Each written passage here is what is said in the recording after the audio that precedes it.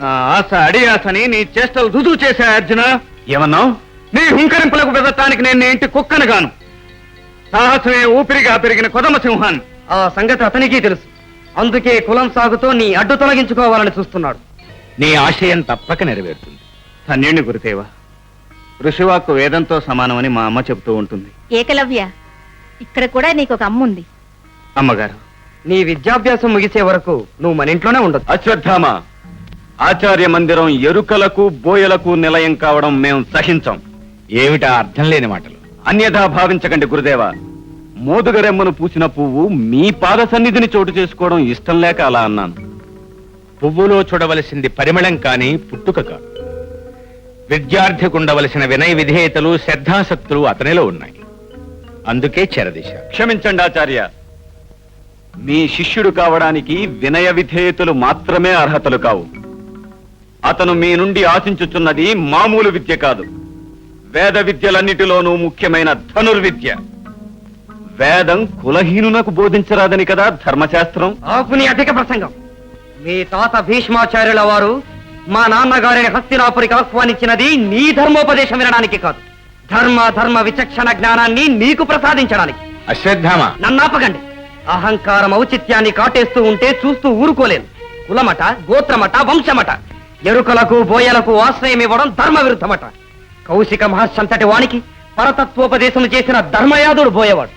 అవతారమూర్తి అయిన శ్రీరామచంద్రుని పవిత్రగాథను ఆది కావ్యంగా మలచి లోకమును తరింపజేసిన వాల్మీకి భగవానుడు బోయేవాడు.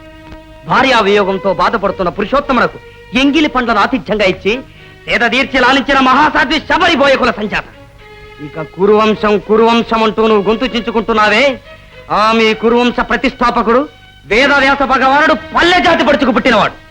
ఇప్పుడు చెప్పు, ధనుర్విద్యాభ్యాసానికి నీకున్న అర్హత ఏమిటి, అతనికి లేనిదేమిటి?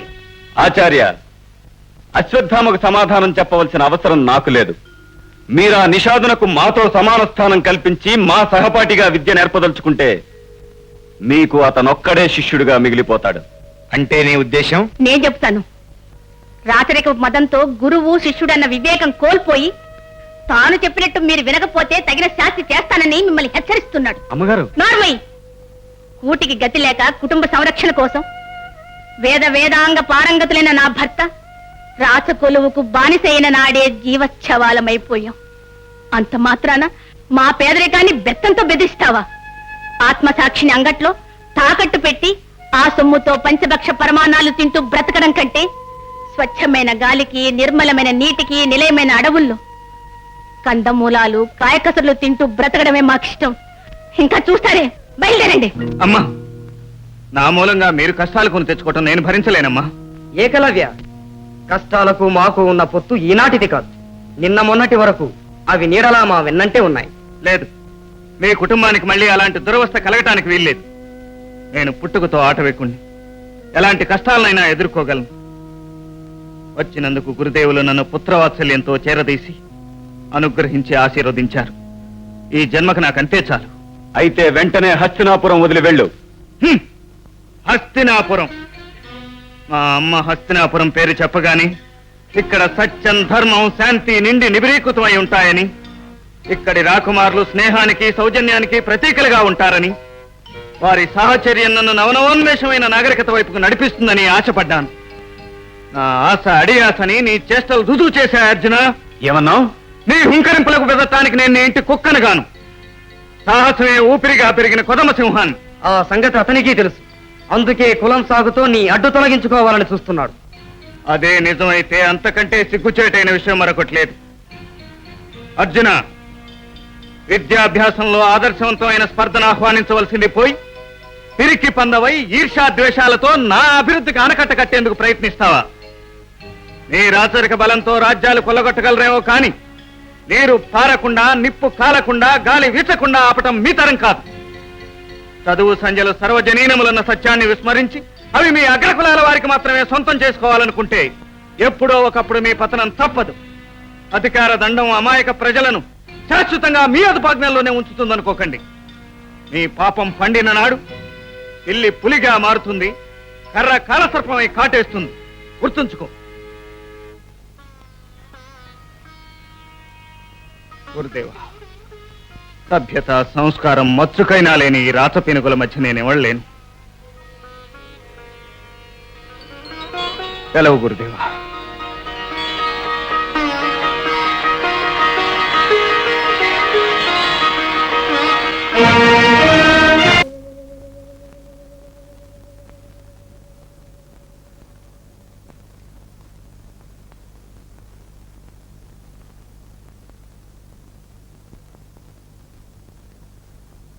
అయ్యగారు, చిన్న సందేహం అయ్యగారు. ఏమిటి? మరే లేదయ్యగారు, గురువు గొప్పోడా దేవుడు గొప్పోడా? నీకు ఆ సందేహం ఇప్పుడు ఎందుకు వచ్చింది? రాకూడదా అయ్యగారు?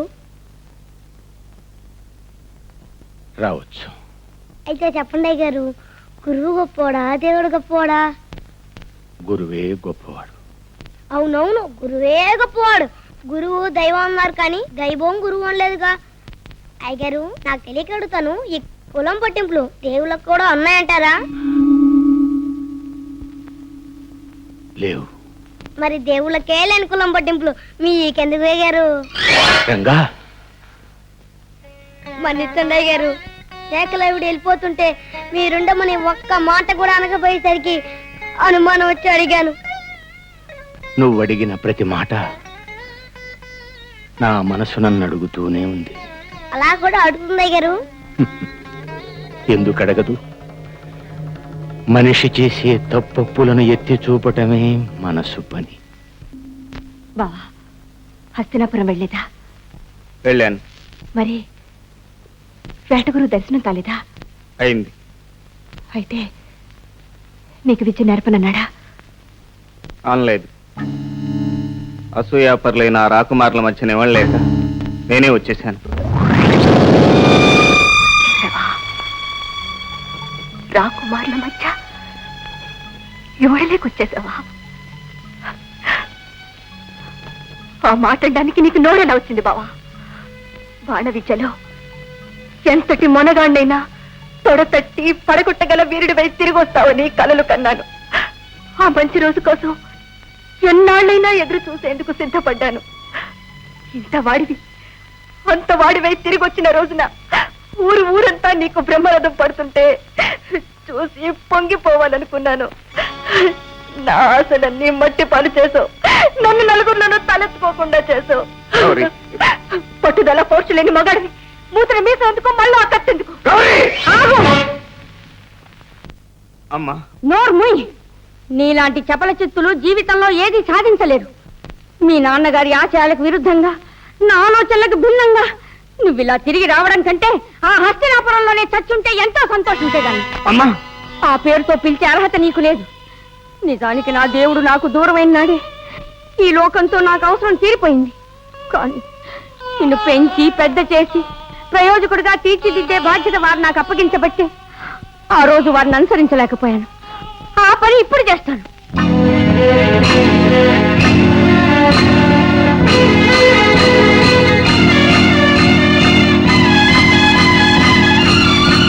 అమ్మా, ఆగు. పవిత్రమైన ఈ ఆవరణంలో నీ పాదం మోపడానికి వీల్లేదు. అమ్మా, కాలు కదిపావంటే నా మీద కొట్టు. స్వామి, నేను ఓడిపోయాను. మీకిచ్చిన మాట నిలబెట్టుకోలేకపోయాను. నన్ను మీలో చేర్చుకోండి స్వామి, చేర్చుకోండి. అమ్మా, అత్తయ్య, అత్తయ్య, అత్తయ్య. అమ్మా! ఏమైందన్నయ్యా? వచ్చిన వాణ్ణి వచ్చినట్టే ఇంటికెడితే ఏం జరుగుతుందో కళ్ళ ముందు మెదిలింది. అమ్మకిచ్చిన మాట ఒమ్ము చేస్తే ఆ తల్లి కొడుకుని అనిపించుకోను. అంటే ఏం చేయాలని ఉద్దేశం? ఏం చేస్తే అమ్మ ఆశలకు నాన్న ఆశయాలకు న్యాయం జరుగుతుందో అది చేస్తాను. అరచేతిని అడ్డు పెట్టి అరుణోదయాన్ని ఆపడం సాధ్యం కాదని అర్జునునికి నిరూపిస్తాను. అదేనా సాధ్యం? చిన్న పట్టుదల పరంజ్యోతి వంటిది. అదే నా గమ్యానికి మార్గం. ఎన్ని అవాంతరాలు ఎదురైనా సరే వచ్చే వైశాఖ పున్నమలోగా అనుకున్నది సాధించి అజయుడినై తిరిగి వస్తాను. లేదా ఆ రోజుతో నా కథ అంతమైనట్టే.